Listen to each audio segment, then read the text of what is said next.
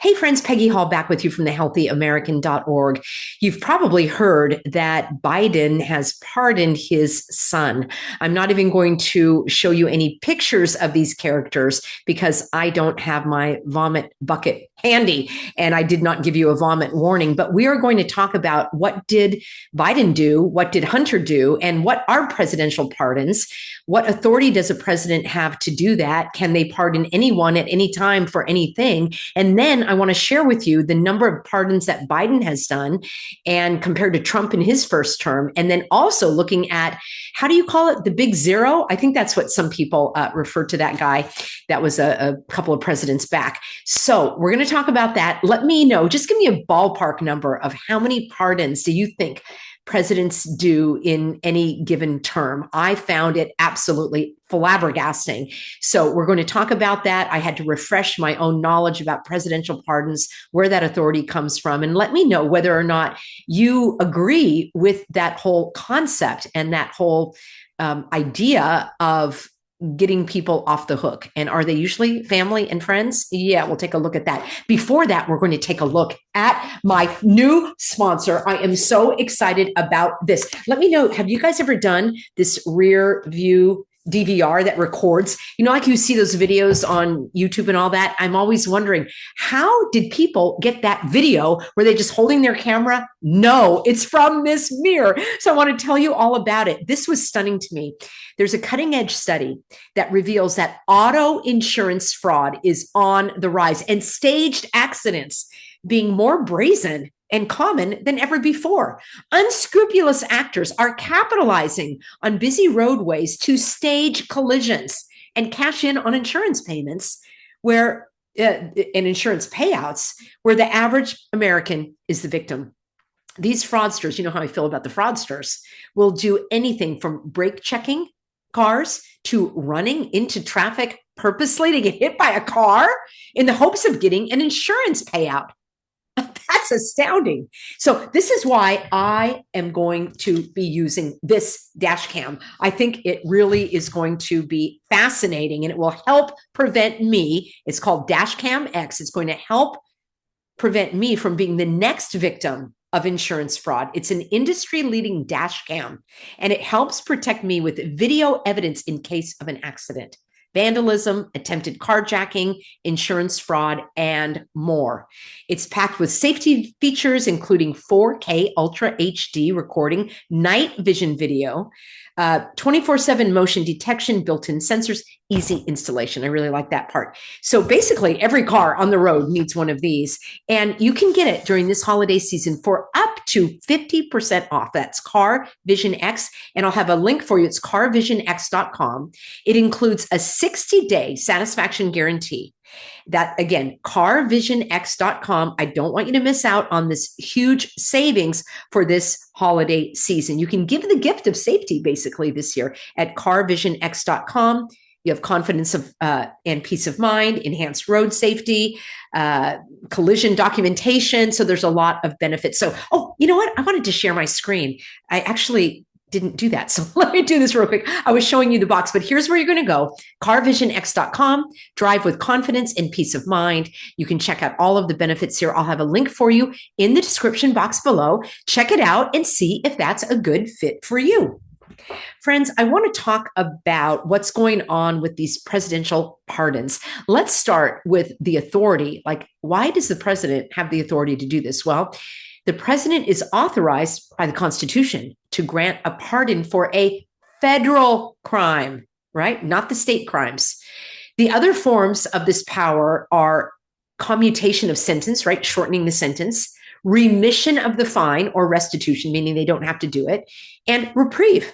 Now, this is interesting. A person may decide not to accept a pardon, in which case it doesn't take effect. So there was a Supreme Court opinion in Burdick versus the United States. That was as recent as 2021. And the 10th Circuit Court, the federal court, ruled that acceptance of a pardon does not constitute a legal confession of guilt. So that would be why people would say, I don't want the pardon because I'm not guilty. I find that very interesting. So under the Constitution, the president's power for pardons extends to all federal criminal offenses except cases of impeachment. So all of these requests for clemency for these federal offenses are normally directed to this office I didn't even know existed, called the Office of the Pardon Attorney. And that is with the U.S. Department of Justice. They're the ones who do an investigation and review it, but the president could bypass that office. Do you think Biden went through that office? So the Constitution grants the president the power to pardon offenses against the United States. So that means a federal law, not a crime that violates state law. So it's really interesting to me because I'm just making a conjecture here, but it seems that back when the Constitution was written, giving the president the power to grant a pardon, I would think it would be for crimes having to do with, I don't know, the Revolutionary War or something like that. I don't know that it had to do with somebody's laptop and other violations of federal law that we're seeing day in, day out with some of these characters that are on the scene. So what I want to do is actually read a bit from what I think is a very, pretty well-written article. And this is from the BBC of all places. And it's titled, "What Did Hunter Biden Do and What is a Presidential Pardon?" So Biden, the president, soon to be ex-president, has issued a presidential pardon for his son Hunter, who was facing sentencing in 2 criminal cases.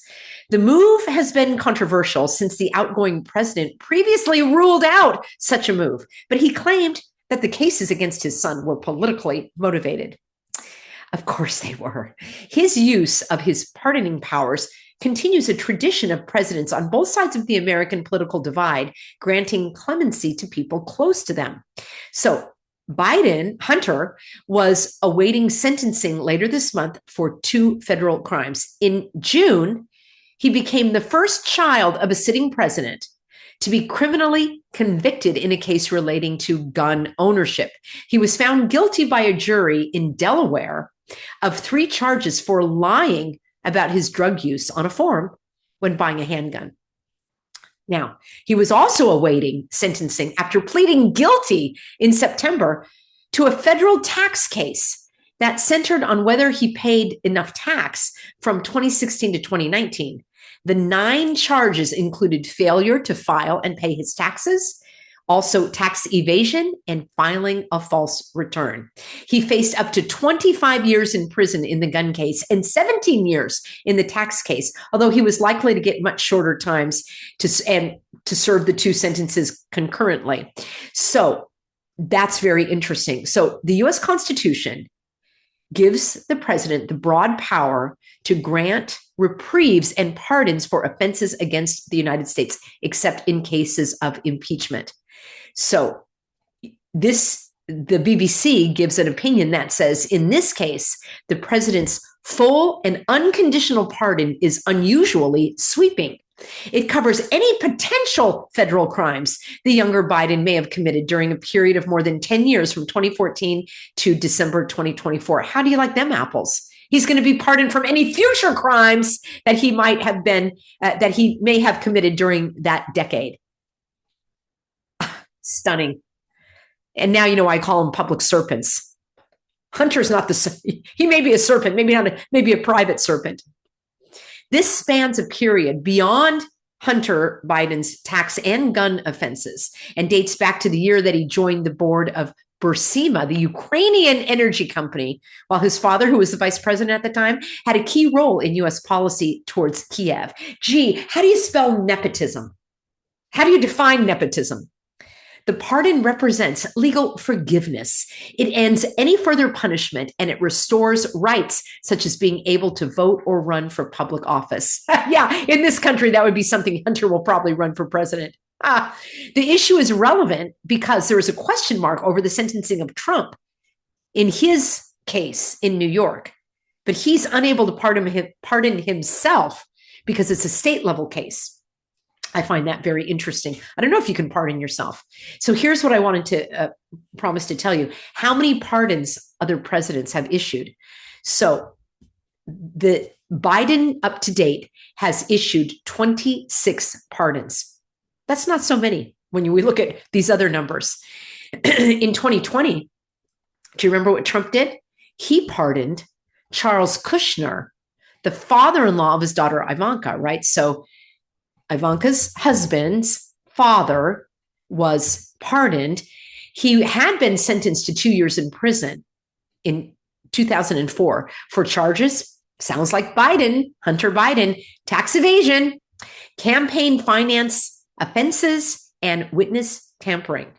In 2001, Bill Clinton pardoned his younger half-brother, Roger Clinton, for a cocaine-related offense that was way back in 1985.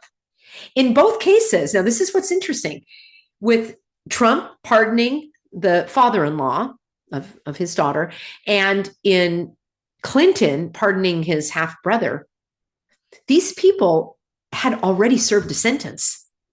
Biden's intervention is coming before sentencing. I find that very interesting. How many pardons do you think Trump did in his first term? 237 pardons during his first 4 years in the White House. There were 143 pardons and 94, actually, they call them acts of clemency. So out of the acts of clemency, right, the forgiveness, 143 were pardons and 94 were commuted sentences. So even, you're not pardoned, but you get out of jail free card. Many of these happened in a flurry before he left office. That number is significantly fewer than his predecessor. Barack Hussein. It's hard for me to spit out that name. During his 8-year stint, how many do you think he granted? The commutation where you can get out of jail or prison in this case. Remember, I did a video about federal prison versus state prison. If you haven't seen that, it's an interesting one. And how many of these were pardons? Barry Hussein granted almost 2,000 acts of clemency, 1,927. There were 1,715 commutations of sentence and 212 pardons. That's a lot. He must run with a lot of bad guys if he knows all these people. Most of those who received this clemency under Obama had been convicted of narcotics charges at the height of the so-called U.S. war on drugs. One of the most controversial presidential pardons, can you guess what that was? Granted by Gerald Ford to his predecessor, Nixon, covering acts that occurred during the Watergate scandal. Now, that was back in the 70s. I was just kind of like a kid, but it was all the rage. Watergate. That's nothing compared to the scandals and the controversies and the corruption going on now. So I want to show you this graphic image. I think it's really interesting. The number of pardons. Okay, since 1945, I'm just going to throw out a couple of names and then I'll show you the image. You tell me who you think granted the most. All right, we had Truman, then Eisenhower, then Kennedy. See, we don't have Roosevelt. You know how I feel about him. Kennedy, Johnson, Nixon, Ford, Carter, Reagan, Bush, Clinton, the other Bush, Obama, there I said it, Trump, and Biden. This is amazing. Who do you think gave the most? Who do you think gave the least? I'm going to show you. All right, let me share my screen. We'll hop on over here and we'll take a look. So we've got Truman. Look at that. These were the pardons in the blue, meaning they're done. They're no longer, they have all their rights and privileges restored. These are the commutations of sentences where they just get to get out of prison at that point. So look at who had the fewest. Bush had hardly any, the first Bush. And then Trump and Biden, although Biden's not done yet. I find that really fascinating. I can't really draw any conclusions from that other than I think it's really interesting. All right, let me finish up by saying that, okay, the day after Biden took office in 2021, he emphasized that he would do things differently than Trump.